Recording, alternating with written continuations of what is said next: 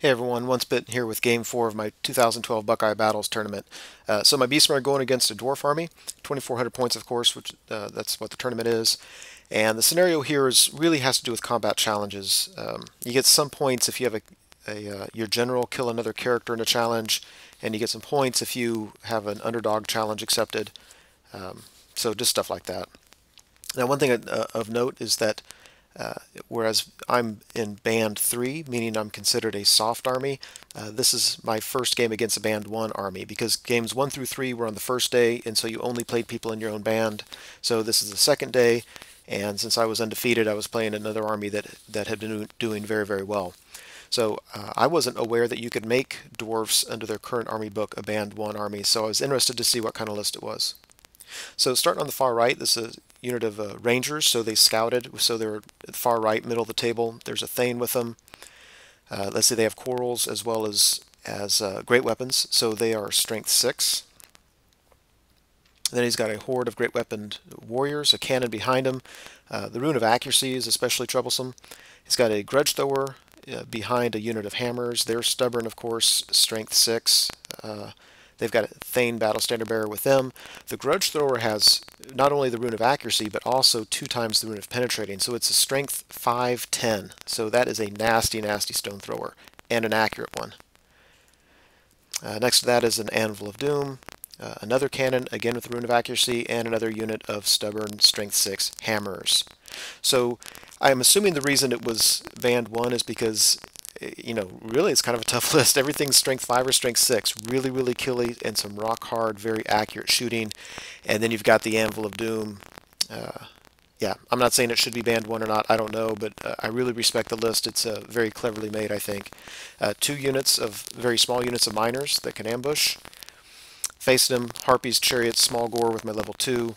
On the right-hand side is my large unit of Bestigore in a bus formation. My general level 4 beast is with them. I've got 5 Minotaurs, my Doom Bull, Harpies, Horde of Gore with my Battle Standard Bearer.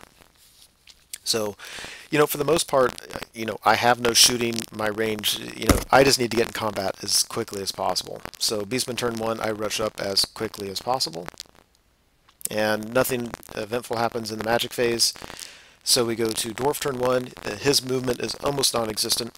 The thing I'm concerned about most is his unit of Rangers on the right-hand side, because he can march 6 and then during the shooting phase get a charge and come into the flank of my Horde of Gore. And that's nothing to sneeze at. He's going to get a lot of wounds, have the ranks. I won't be steadfast. More than likely, if that happens, I'm thinking I'll probably just flee and just flee right through my lines to avoid that charge. That's really the biggest thing I'm concerned about.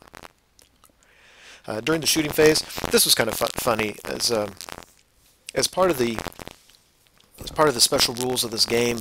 There are certain benefits you could choose to have. So my opponent has a benefit that he can re-roll 1d6 throughout the game. So he shoots a cannonball in my Doom Bull's face, and when he tries to wound him, he rolls a 1. And so he says, I'm going to use my reroll for this. So he re-rolls it, and he gets 2 or better, wounds my Doom Bull, and then he rolls a 1 to wound. So it's kind of funny. My Doom Bull actually has 1 wound right now, even though the marker's not there. Elsewise, in the shooting phase, that Strength 5 Stone Thrower just did a lot of wounds because the Strength 10 does d6. So kills a couple Minotaurs. I'm not overly concerned about that. Go to Beastman turn 2. My Harpies on the right make their charge against the cannon. The Harpies on the left fail, and so it kind of holds up my left flank a little bit. And actually, that's fine. My intent is not to rush him all across the lines because his hammers, they're stubborn. There's 20 bodies there. They're not going to run anywhere, and they're strength 6. So anything I put against him is it's going to get really bloody. So what I'd kind of like to do is take out that horde of warriors on the right and then see if I can grab the right flank and move left from there. So here's the charge the Harpies made. During the magic phase, I went ahead and got the Curse of Honor here off on these Rangers. Again, this is, right now he's just standing back shooting me, but this is what I'm really concerned about because he could have my flank if these guys can march up and then charge. I think as it is, they're far enough back that if they march up, it's going to be a long charge. So with the Curse of Honor here, if he's afraid to march, then I think that's almost certainly not going to be a charge if he decides to go for it. So after combat here, we can. I think I did a wound. I did 2 wounds on him. He didn't do any on me. He was stubborn, so he stuck around. We go to dwarf turn 2. For the, really he doesn't do a whole lot of movement. You can see if you look on the upper right, he brought one of his small units of miners on the board, and he's going to use them, Anvil of Doom them into the flank of my harpies, which is okay as long as my harpies can kill that cannon first. He moves his horde of warriors up. Kind of surprised me. I think that if I charge them with my horde of strength 4 gore, that he won't be steadfast, and I think I can beat them and probably have them run off the table. So, not sure why he did that, in all honesty. Otherwise, you can see on the left he's got 1 unit of hammers that's hanging back behind that swamp, and so it's like he wants me to come to him and have to charge through the swamp, which I think is very smart, and I would rather not do it. At this point of the game, I'm thinking that leftmost unit of hammers can just stay alive the whole game. I don't care.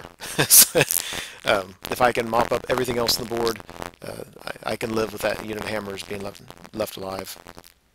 So here's the one flank. Yeah, he shoots at me. He's killing a few every turn, and I can live with that. His other war machines pick on my minotaurs and do 2 more wounds, but for the most part, I'm okay there. Yeah, there's in the shooting phase, he anvils his miners into the flank of my harpies. My harpies kill the cannon. His miners kill some harpies, beat him and break him in combat, but can't run him down. So my harpies are in the middle of his stone thrower and his anvil of doom, and the miners are just hanging out where you can see them. We go to Beastmen turn 3.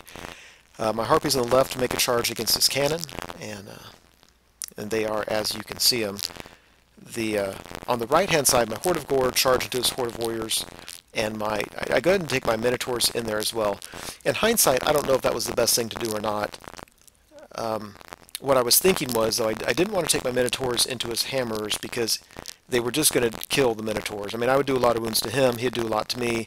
After a couple rounds of combat, I would have no more minotaurs left, and even my doom bull I don't think would last too long about there because he'd have a 4-up rerollable armor save. I think enough hits would go through that would make it dicey for the doom bull. So I decided just to charge both units in, and I know my minotaurs, assuming I win, are going to overrun d6. He shouldn't be able to see me to countercharge, but he can reform and then anvil into my doom bull. And so all of this may cost me my minotaurs, but at least I can reform with my gore and then countercharge him if all that happens. So that's the risk I was taking. I'm hanging back on the left because, again, I have no desire to get into that swamp. Here's a close-up of what it looks like there. After combat, yeah, this was absolutely crazy. So we charge in there and just, yeah, we we mop the floor with the horde of warriors. He actually doesn't even do too many wounds. If you look at my warriors, my gore on the right, most of the wounds I'm missing were from shots from the rangers.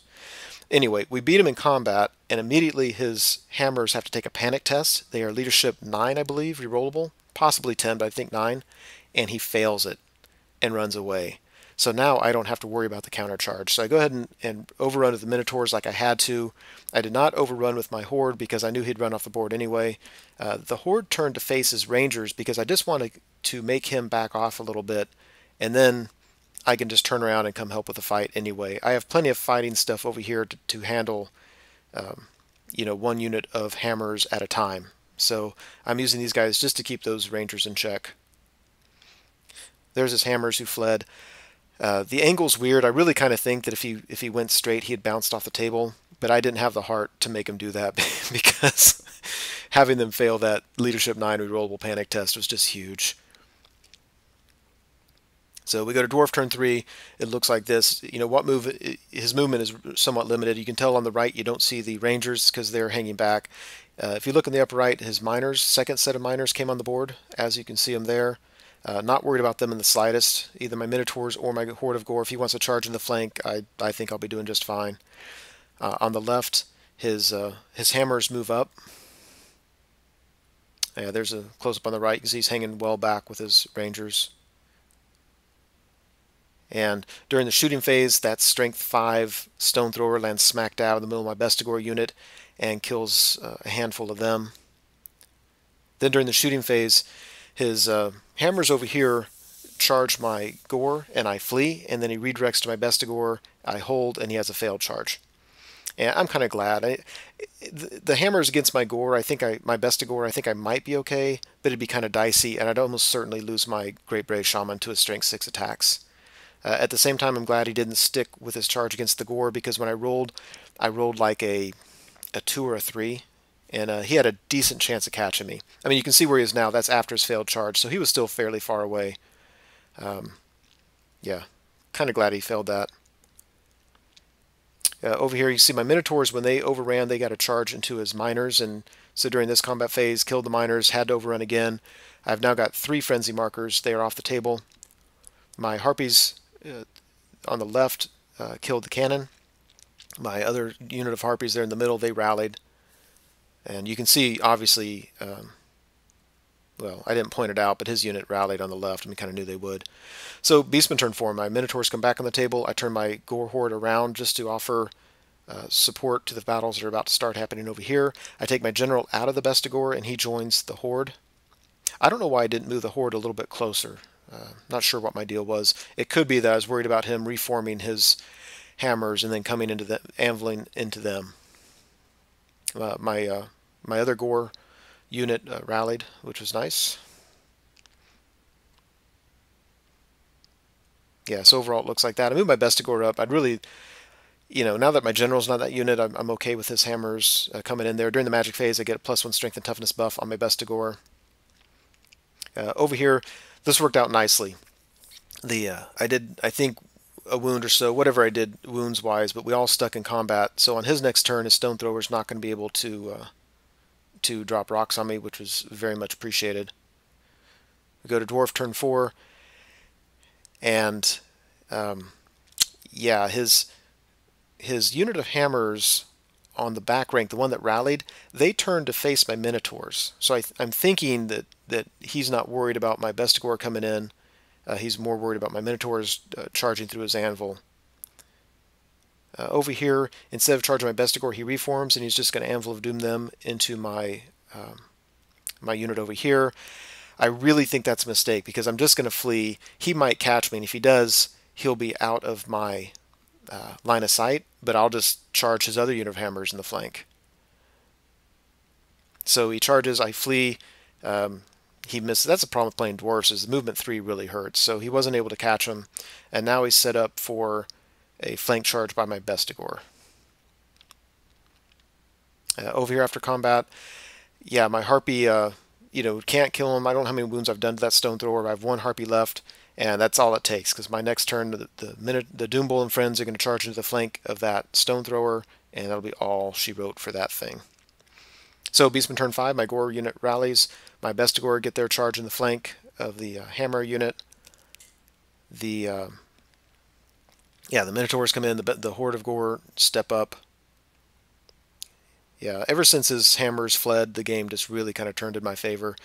Here before combat, both of us know that I'm going to wipe the floor with this Stone Thrower. The question is, can I overrun far enough to hit the Anvil of Doom so we can go ahead and fight that on his turn, instead of giving him another turn on the anvil and having to charge on my next turn. So we measured it out before combat even starts, so we know that if I overrun d6, I need to roll a 5, and we roll a 5. So that was very much appreciated. I've got 4 frenzy markers on this unit. They are just nasty. Over here, I charged him in the flank. He did a few wounds. He was stubborn, of course. He reformed. I reformed to go into Horde formation just to get more attacks. We're both always strikes last. The difference is he's going to have 10 attacks, and I'm going to have 18 or close enough to 18. Another difference is I get to reroll my hits. So we're both going to be wounded on 2s, and neither one of us will have an armor save. But for the most part, that's not a good place to be if you're a dwarf. So overall, looks like that. We go to Dwarf turn 5. Yeah, everything on the right, the Rangers and those Miners, they have no, they offer no threat to me. If you look on the left, he took his Battle Standard Bearer out of the Hammer unit, and instead of facing my Minotaurs, they wouldn't face this other combat. And I don't blame my opponent for doing anything. I think you could tell he was a real good player, like a real joy to play with. He really knew the rules. He understood strategy. I think he was operating out of a little bit of desperation here. But facing the hammers to face my minotaurs, and then changing his mind and having to face my bestigor, that indecision I think really hurt him. And the bestigors didn't hurt, didn't help his cause either. They went to town on his guys. He really only did a few wounds to me. Rerolling to hit with all those attacks just crushed that unit. Over here, Doom Bull easily mops up the Anvil of Doom, and now, again, that I overran into him, so we fought that on his turn. So now it's going to be my turn, and they're going to be able to charge the flank of his hammer unit if I can get my harpies out of the way. And my harpies are just going to charge the flank of his battle standard bearer just to get out of the way. So Beastman turn 6. I go ahead and take the chariot into the rear of the hammers because why not? Harpies charges BSB, Minotaurs charge the other hammers. Otherwise, I turn my Horde of Gore around just so there's no funny business with his other two remaining units. I know I can't charge him. I just don't want him to charge me and have something weird happen. So these hammers die to a man. Yeah, we hit the flank. The only concern I have here is him doing so many wounds against my rank and file Minotaurs that I lose the unit. And I need to get as many points as possible on this win to catch up in the overall rankings. So during the magic phase, I get 2 +1 strength and toughness buffs on my Minotaur unit. So they're strength 7, toughness 6, just a whole bunch of attacks. Easily kill more than half that unit. He reforms to get as many attacks as possible, but I get to, he's, always strikes last. I'm initiative 3 plus my Doom Bull. They have no chance whatsoever. So Dwarf turn 6, he pulls his Thane out of his Rangers for some reason. There was a reason for it, I just don't remember what the reason was. Over here, out of desperation, his Battle Standard Bearer charges my Bestigor unit. I think he was hoping just to not take any wounds, do a couple wounds, maybe win combat by 1, and get lucky and run me down. So not a bad plan. Again, out of desperation, but I'm strength 6, re-rolling to hit, so I just kill him. And if you look at the top, the Minotaurs just erase the hammers, and at the end of the game it looks like that. Crushing victory for the Beastmen, all hinging because he failed his hammers panic test on a reroll with really high leadership. Crazy unlucky for the Dwarfs there. That being said, his shooting, I'm an army that his shooting didn't affect too much. His high strength stone thrower was hurting my hordes, and his cannons were hurting my Minotaurs, but not enough, and I was able to jump on him quickly enough. So I think I got all 20 points from, just killing stuff. I don't think I got any objectives because I just couldn't get in challenges with his characters. But, because his general was part of the Anvil of Doom, and so there's no character to challenge there. His BSB never was really in a fight until he came to my Bestigor, and I didn't have a champion anymore. And his other Thane never got into a fight. So I couldn't grab any scenario objectives.